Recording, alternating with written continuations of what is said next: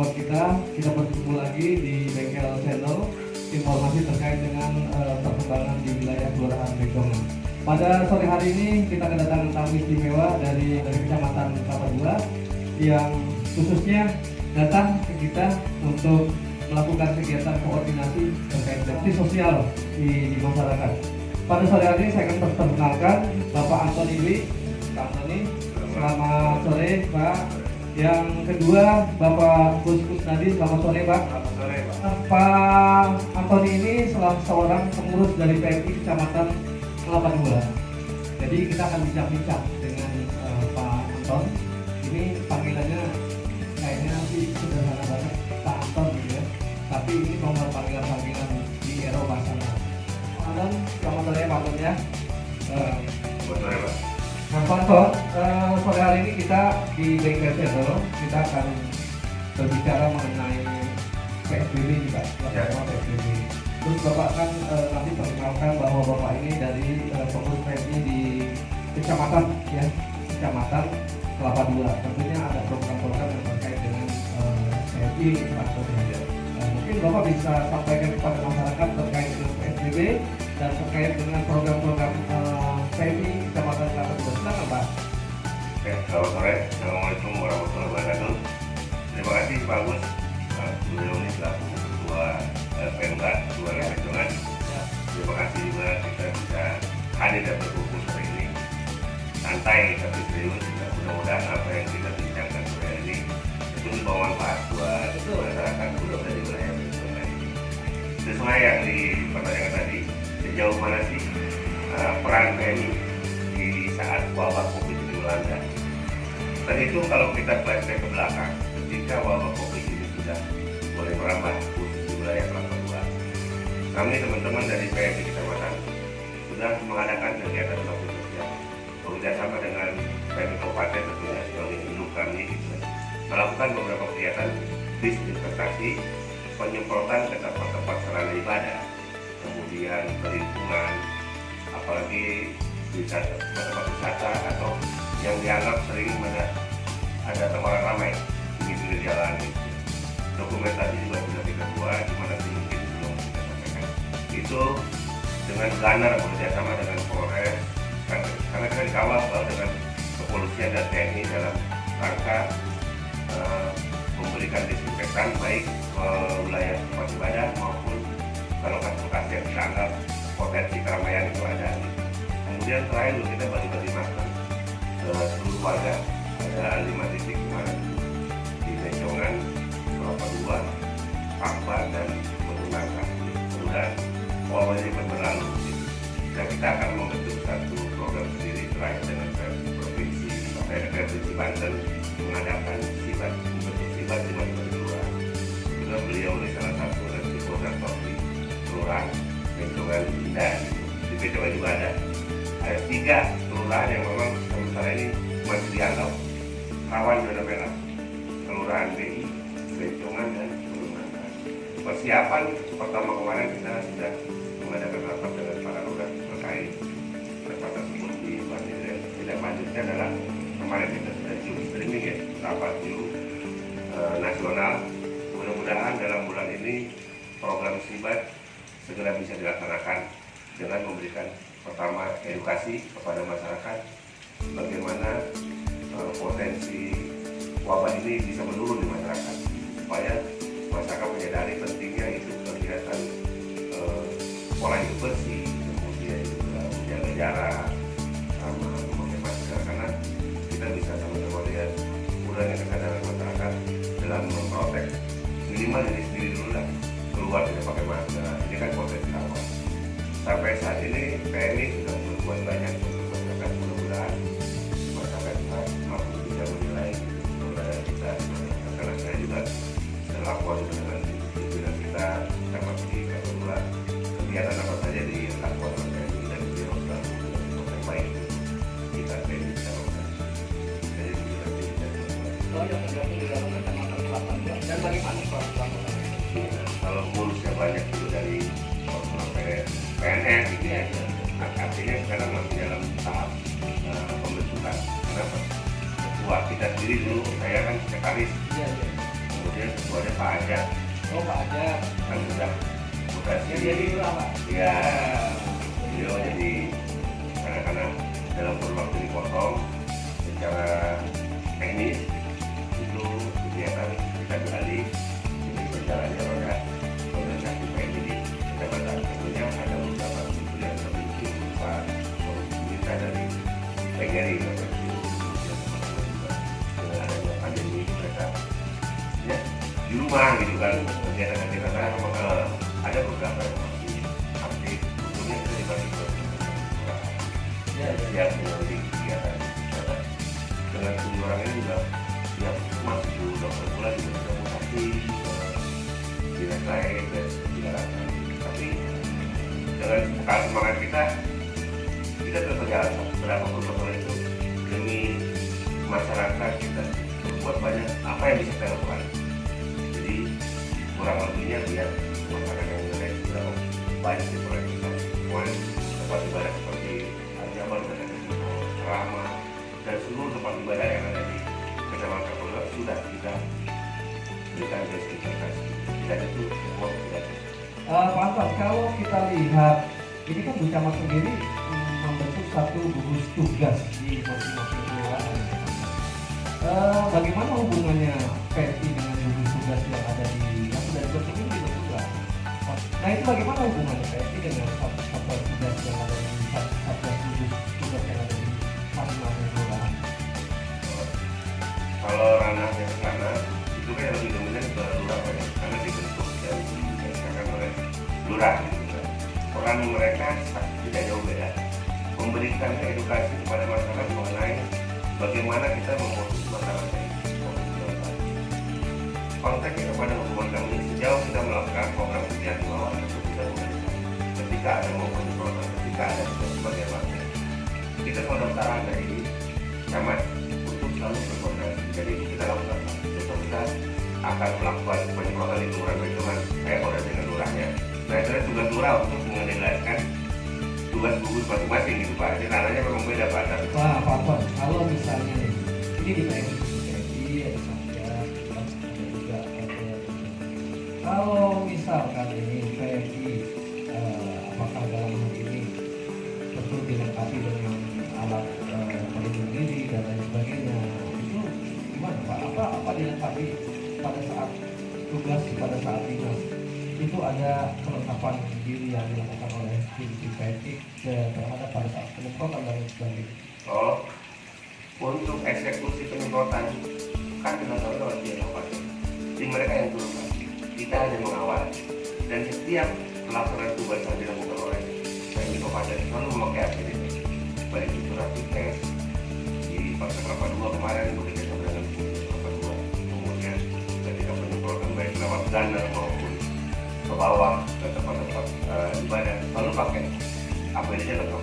Itu anggaran gimana? Ini udah Iya. udah kan pasti hal-hal kayak gitu nggak terlepas dari anggaran gitu kan ya. Nah ini kita jangan sampai nanti ya pertama pantau turun gitu kan.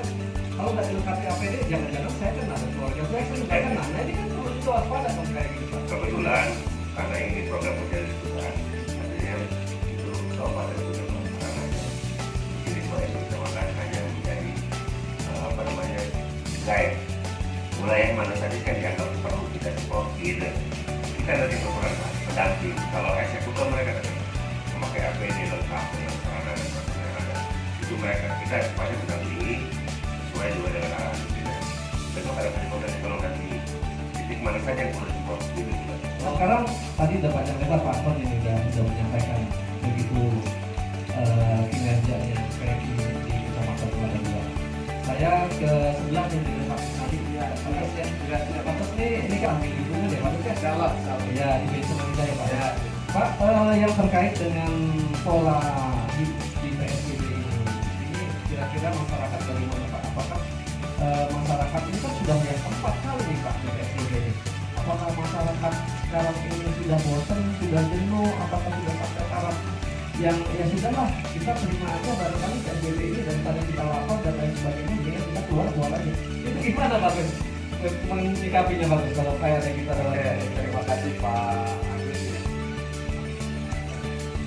sebenarnya kalau berbicara tentang COVID ini memang ini bukan lagi masalah nasional, sebenarnya sudah luas di dunia. Memang dari sisi pemerintah juga berusaha mencari apa yang dilakukan oleh Pak. Banyak usaha-usaha yang sudah dilakukan dari tingkat pusat, kabupaten sampai ke wilayah-wilayahnya. Dalam menyikapi ini jelas sebenarnya tanggung jawab COVID ini bukan hanya tanggung jawab pemerintah. Yang paling penting adalah bagaimana warga masyarakat ini bisa peduli, bisa mawas diri, dan bisa menjaga dirinya dari masalah-masalah COVID ini. Jadi kalau misalnya disiplin, kemudian pola olahraga, pola makan, dan lain sebagainya, ada sanksi, ada sosialnya, gitu ya. Mereka lakukan, insya Allah nih, seperti tadi mata rantai ini bisa terputus COVID ini. Karena yang namanya virus kan susah juga gitu ya untuk membatasi. Tetapi ada beberapa langkah yang sudah dilakukan oleh beberapa RW, termasuk RW 06 ini, yang mengatasi COVID ini. Yang pertama adalah memberikan edukasi kepada masyarakat tentang bagaimana cara memutus mata rantai, yaitu bagaimana cara mereka disiplin, terutama dalam mencuci tangan dengan baik, kemudian olahraga, kemudian juga minum yang banyak, makan vitamin, buah-buahan. Nah ini sebenarnya edukasi kepada warga biar warga itu paham betul, karena memang pemerintah sudah membatasi kepada beberapa zona, ada zona merah gitu ya, ada zona hijau. Nah termasuk beberapa wilayah yang ada di Kecamatan Kelapa II dan Jongan Indah itu ada beberapa wilayah-wilayah yang sudah masuk ke dalam zona merah, ada zona merah gitu ya.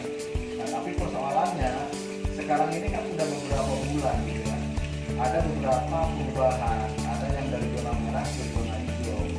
Zona merah berarti bukan berarti harga mati yang tidak bisa dihapus ya, betul kan? Ya, betul gitu ya. Tapi orang beranggapan kalau sudah merah itu merah terus. Iya, sudah tidak dosa, ada ketiban dosa lah gitu.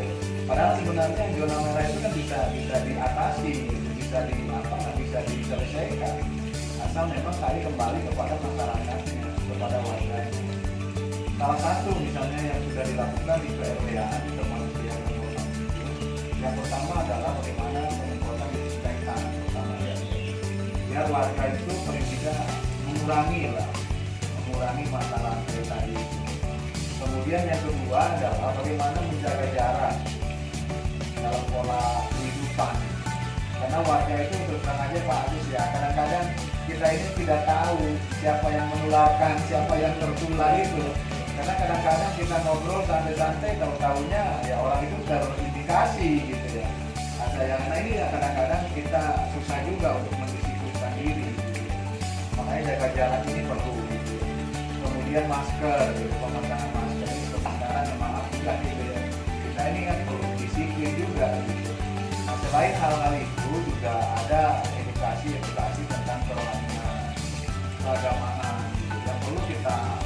Yang perlu secara mental, dia harus nyadar juga bahwa orang yang kena COVID itu bukan berarti harus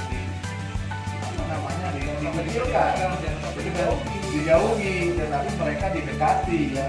Bagaimana mereka tidak merasa terisolir dalam lingkungan. Tetapi kebanyakan warga ini merasa bahwa orang yang kena COVID itu dijauhi, akhirnya semakin stres gitu ya, semakin stres. Apalagi sekarang ini banyak juga warga yang takut kontrol ke rumah sakit gitu. Karena batuk saja sudah terindikasi COVID reaktif gitu.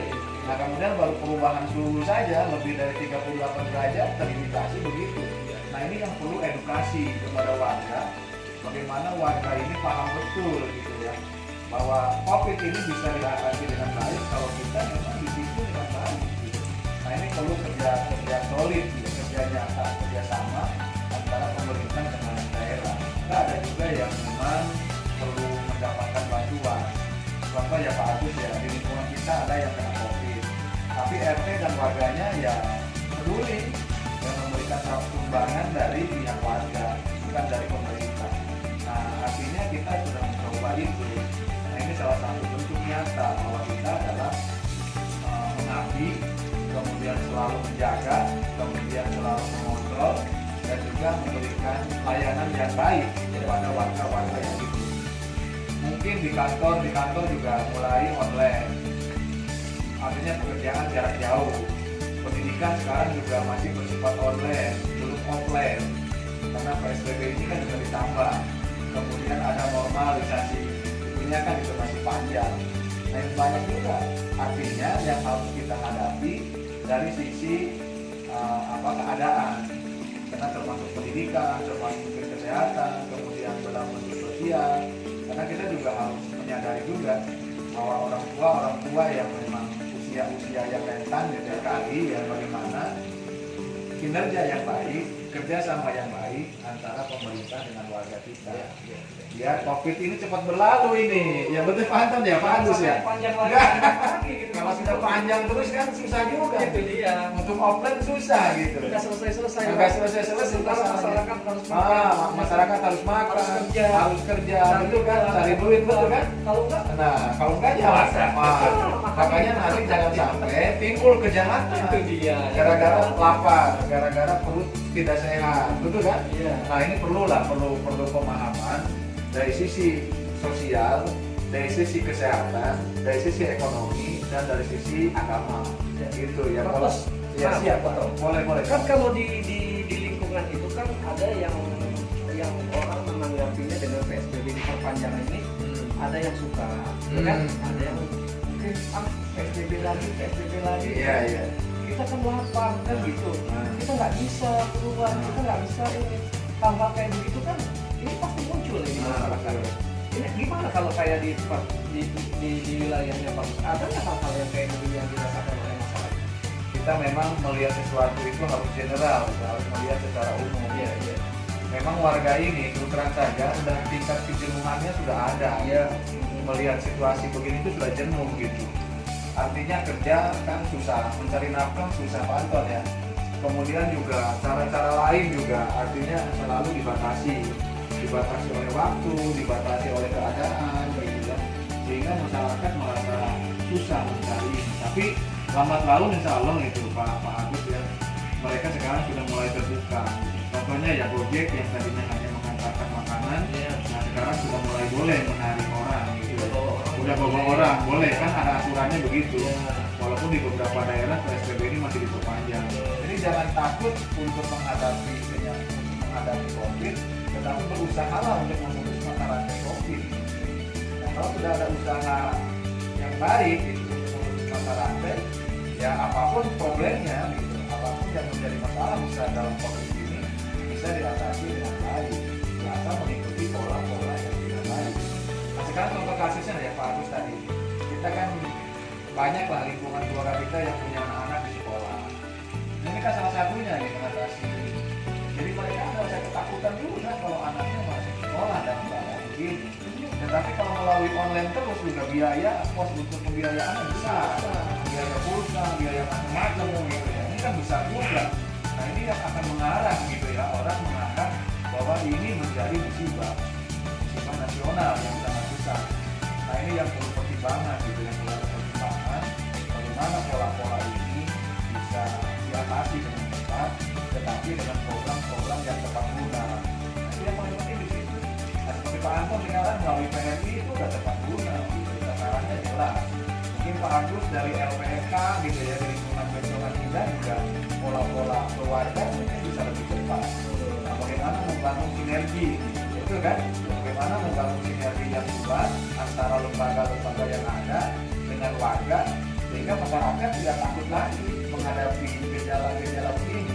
Sekarang Pak Agus yang paling sulit itu adalah mengatasi stres warga di kantor gitu ya. Jadi mereka baru mendengar COVID aja sudah stres gitu ya, benar kan? Betul. Menghadapi lingkungan yang sudah kena COVID saja sudah stres gitu. Merasa batuk saja sudah stres gitu. Jadi mungkin kalau udah panas sedikit juga takut berobat gitu. Malah masuk datang ke rumah sakit maupun gejalanya apapun, demam berdarah, tidak bisa dibusuk juga gitu kan, karena gara-gara ini COVID. Nah COVID jadi maksud kita di lingkungan ini dan sekarang ke SBL ini, nah bagaimana kita mempunyai pandangan yang sama, mempunyai keinginan yang sama untuk memutus masalah COVID.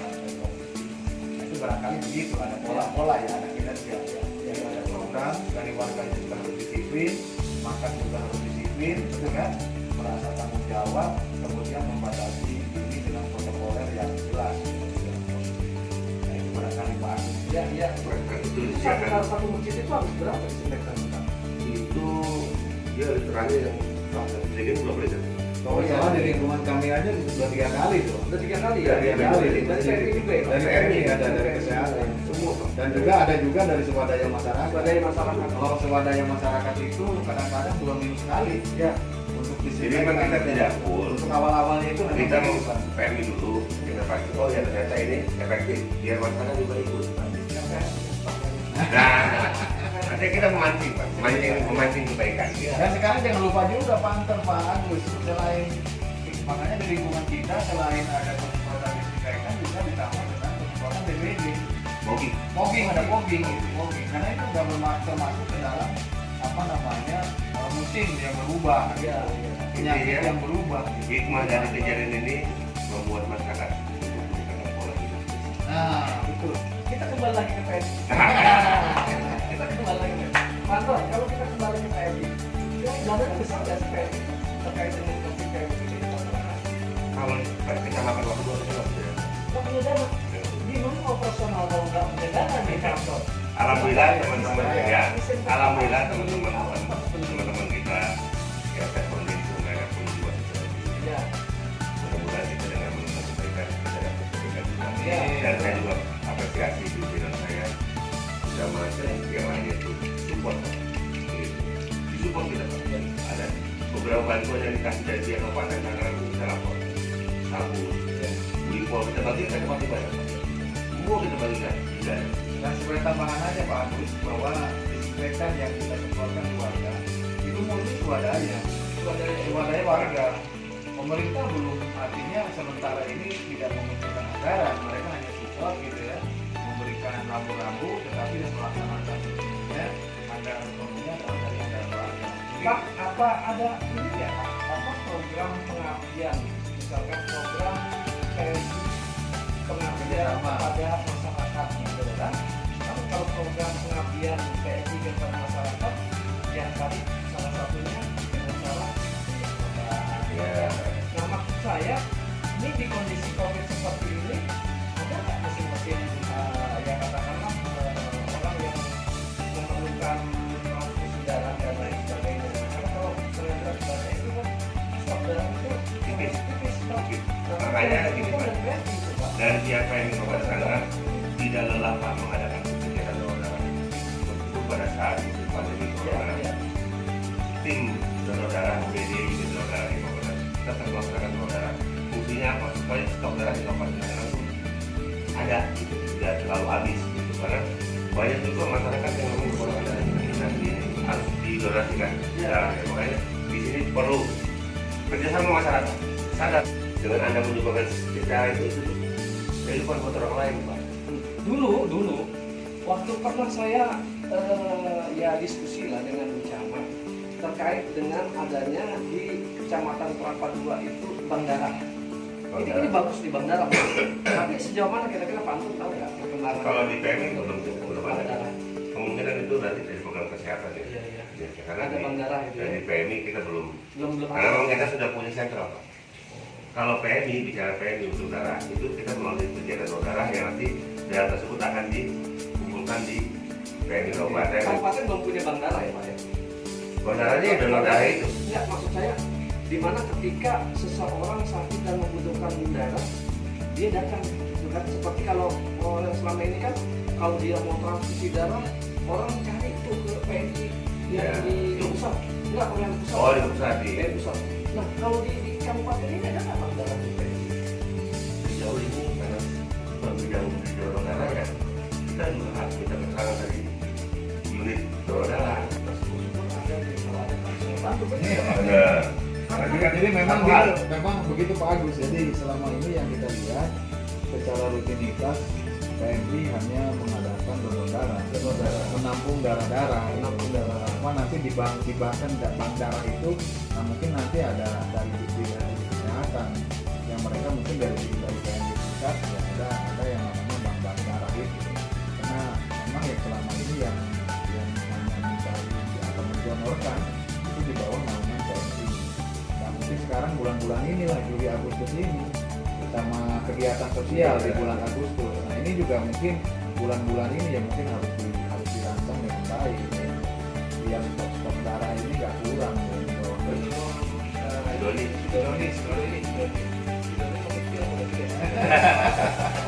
Kabupaten itu termasuk Sidoni ya Pak? Sidoni. Ini gimana edukasi sosialisasi terkait dengan Sidoni ini satu sistem yang dibuat oleh dokter itu untuk supaya mempermudah masyarakat semua dengan segala informasi mengenai bagaimana cara pendonor darah untuk mendapatkan darah itu ada di aplikasi itu. Makanya dibuka di HP, di Apple Store lah, di Play Store aja, ada download. Nah di situ informasi segala macam ada. Itu maksudnya buat masyarakat juga mudah, nggak perlu harus datang ke markas. Di situ mau kemana kita tahu, bagaimana kan gitu, ada di situ semua Pak. Itu semua mempermudah informasi aja edukasi. Jadi HP itu buat mana-mana kalau meninggal nggak Pak gitu, ada aplikasi yang memang bersifat pendidik gitu. Kita tambahan sedikit aja Pak. Bahwa di COVID ini memang dari mulai pusat sampai RT itu tidak ada satgas COVID. Nah sekarang apapun kejadian yang ada di lingkungan ya lapor ke RT, ya RT, PRW, kemudian ke Puskesmas, kepada pendidikan kepada rumah sakit yang ada COVID. Karena ini juga kebanyakan warga juga kalau kejadian mereka lapor ke rumah sakit gitu ya. Padahal yang bermasalah kan di lingkungannya, nggak usah lapor dulu ke satgas RT, biar RT RW-nya atau warga bisa melaporkan. Karena kadang-kadang Puskesmas mendata, menanyakan kepada warga, ada nggak di lingkungan ini yang namanya ini? Nah ini kan gitu ya Pak ya betul Pak Agus ya Pak Anton ya. Nah Saya kuliah ini bukan satgas, gugus tugas. nah gugus tugas Gugus tugas saja ada, satuan gugus tugas. satuan gugus tugas itu maksudnya. saya bukan menunjukkan tugas ya indikatornya tingkat RW, tapi kalau contoh kecil ini ada orang kos, ada orang kos, orang kos kan dari mana diduga kan gitu kan, diduga panas dan kira-kira buka pintu aja dalam jantung nih Pak, bisa gitu. Nggak berani pegang. Nah itu makanya begini Pak Agus Pandor ya, kemarin memang ada juga edaran Iya. kita misalnya dari pemerhati dan pengurus RW membuat edaran kepada RT, tolong mendata warga-warga yang baru datang baik dari kampung maupun datang dari lapis dari Belakang. Nah ini juga harus didata karena kita kadang-kadang tidak tahu warga mana yang terindikasi ODP dan lain sebagainya. Nah ini diedarkan karena yang pos-pos ini sekarang karena sudah terbuka lagi lapangan kerja, banyak warga yang datang ke kota untuk pos bekerja. Nah ini perlu didata dengan baik. Nah cuman tadi yang kata Pak Agus tadi, banyak masyarakat yang sudah terpapar gitu ya, terpapar dengan COVID, nah, malah kita kan ketakutan ya. Akhirnya yang kita cara mengatasinya sebenarnya nggak usah panik gitu kan. Ya kan memang aturannya sebenarnya tidak usah panik, langsung laporkan saja baik kepada RT maupun kepada tugas-tugas. Nanti berkaitan dengan ada timnya akan lebih karena kadang-kadang kan kita ini terus terang aja ya, masyarakat kita ini kan budayanya luar biasa, budaya panik dan budaya nongkrong gitu. Budaya nongkrong dan budayanya itu nonton. Jadi kalau ada kejadian yang aneh-aneh nonton gitu ya, bukan nolong gitu. Nah itu kan gitu ya, nonton gitu budayanya. Jadi ada orang ini, orang kos ini, entah kenapa gitu, juga mungkin habis kecapean, ya. Terus dia tiba-tiba merasa nggak enak badannya, dan pemeriksaan. Orang udah beranggapan bahwa Corona. Udah kasus duluan. Nah, jangankan yang baru sakit, banyak meninggal saja. Orang ketakutan. Padahal belum tentu terindikasi itu. Banyak kejadian begitu. Nah, makanya ini luar biasa dan kejadian yang luar biasa. Sekali lagi terima kasih Pak Agus ya, kalau kita bisa berkesempatan untuk dalam kantor ya, karena kita ini edukasi kepada warga. Kalau ada kejadian kita nggak usah panik. Ya. Paling tidak kita mawas diri dan tetap lakukan. Nah, itu barangkali Baik, terima kasih Pak Kusnadi, terima kasih Pak Anton atas kehadirannya pada sore hari ini di Bengkel Channel. Jadi informasi yang ada di Kelurahan Bencongan. Mudah-mudahan yang tadi disampaikan oleh Pak Anton ya terkait dengan bagaimana program PMI, silakan buat masyarakat yang mau nanti barangkali mau donor darah atau mau kerja sosial lain. mau masjidnya disebut. Jadi ada Pak Anton ini nanti sebentar lagi sekolah-sekolah juga mau dibuka. Ini ada Pak Anton, nanti kontak Pak Anton dicatat, nanti bisa kontak Pak Anton dengan Pak Anton terkait dengan pengabdian masyarakat.